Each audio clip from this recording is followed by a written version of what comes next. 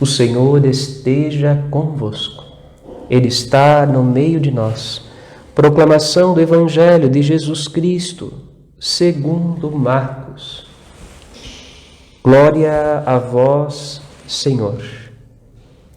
Naquele tempo, as autoridades mandaram alguns fariseus e alguns partidários de Herodes para apanharem Jesus em alguma palavra. Quando chegaram, disseram a Jesus: Mestre, sabemos que tu és verdadeiro e não dás preferência a ninguém. Com efeito, tu não olhas para as aparências do homem, mas ensinas com verdade o caminho de Deus.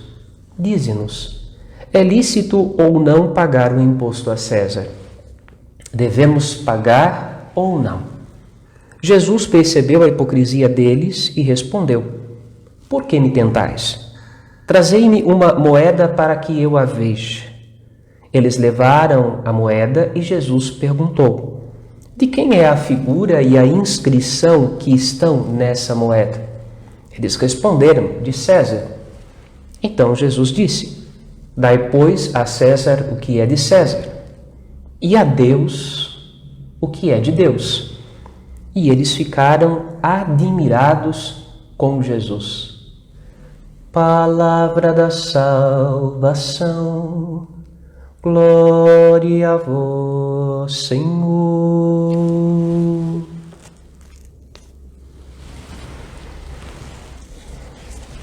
Que as palavras do Santo Evangelho perdoem os nossos pecados, assim seja. O tempo comum da vida da igreja é tempo de trilhar os passos de Jesus.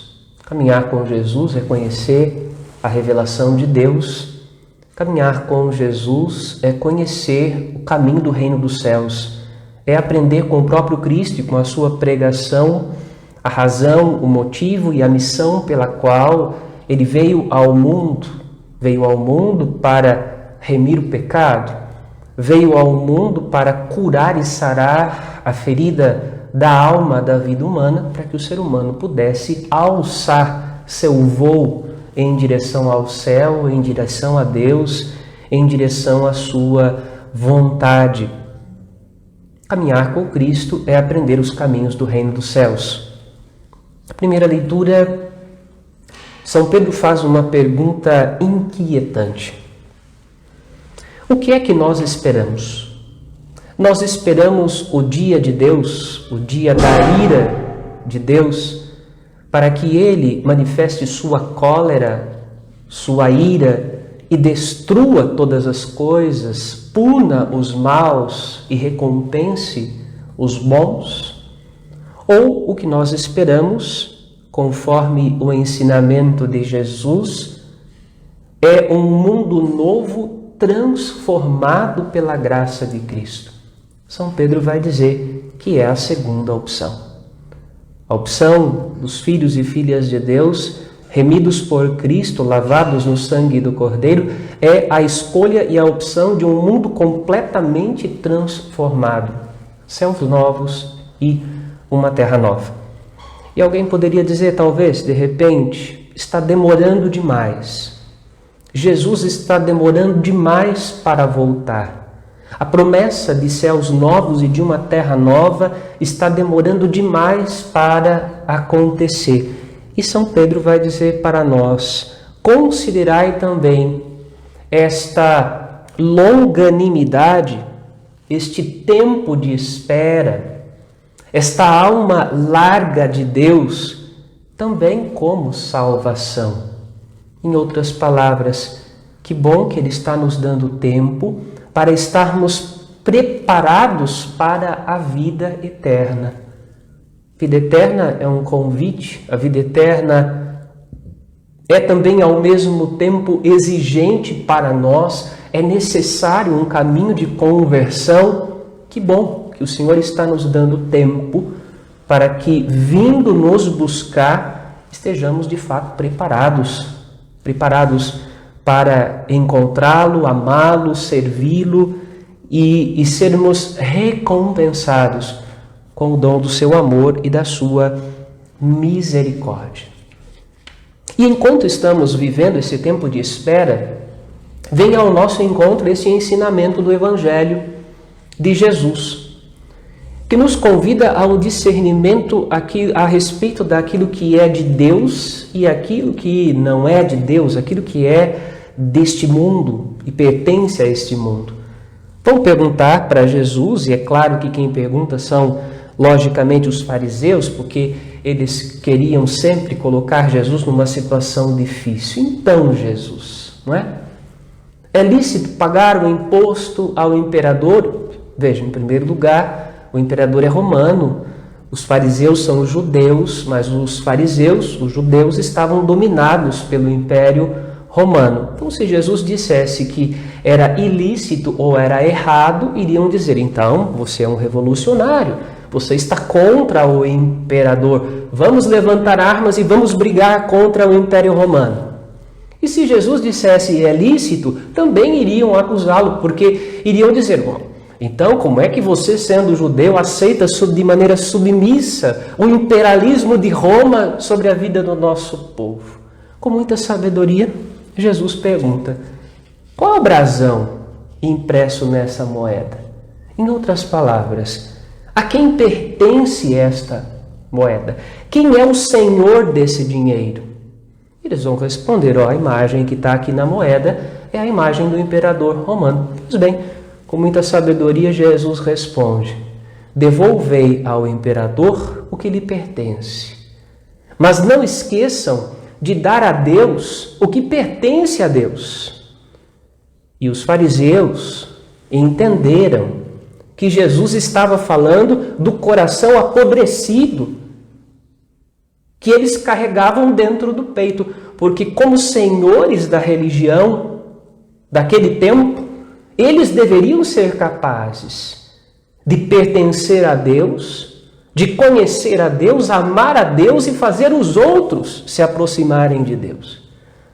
E muitas vezes Jesus vai dizer para eles, olha, vocês não são capazes de mover nem com os dedos o fardo pesado que vocês, como senhores da vida religiosa, impõem aos outros.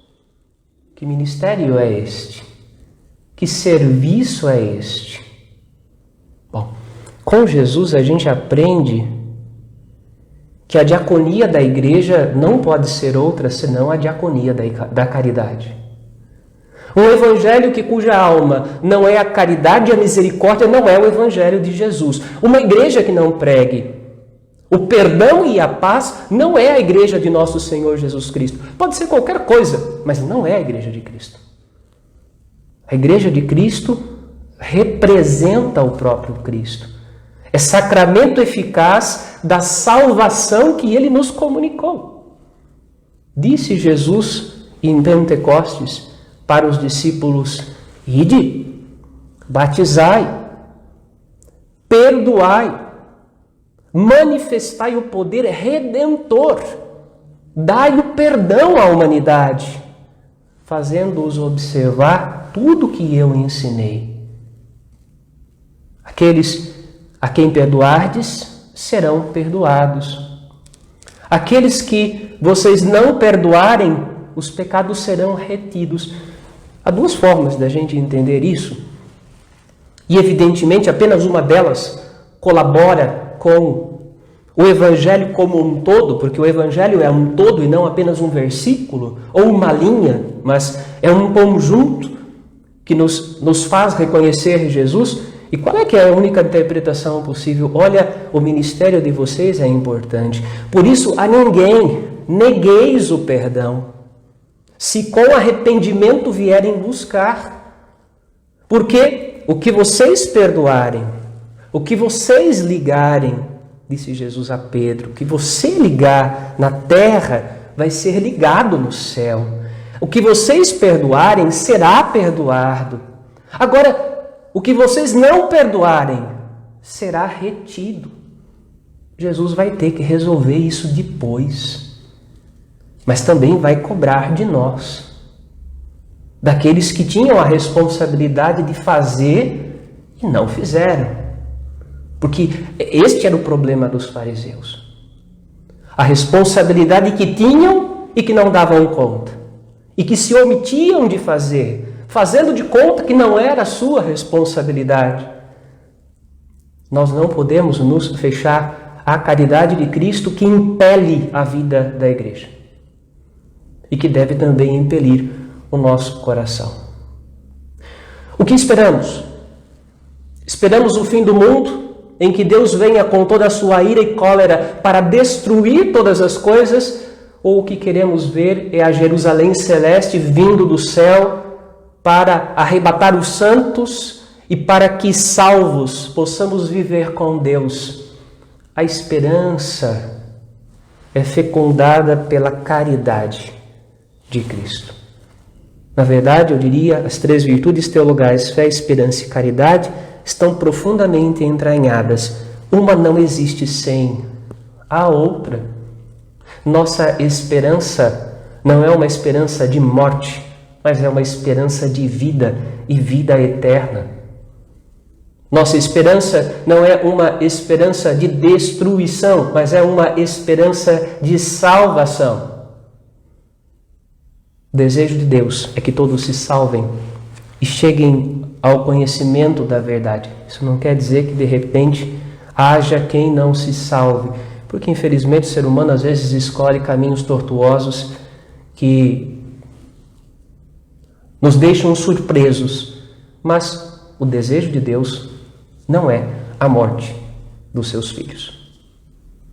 Então peçamos que o Espírito Santo nos ajude nesse tempo comum da vida da igreja, a conhecer Jesus, a conhecer sua pregação, a conhecer o seu caminho, e que a Virgem Maria Santíssima, Senhora da Ponte, em Sorocaba, também abrace o nosso coração com a sua intercessão, para que a cada dia nós nos identifiquemos mais com Jesus, para sermos de fato dignos do nome de cristãos, que nos identifica pela graça do batismo que nós recebemos. Cristãos no coração, cristãos na vida. Amém.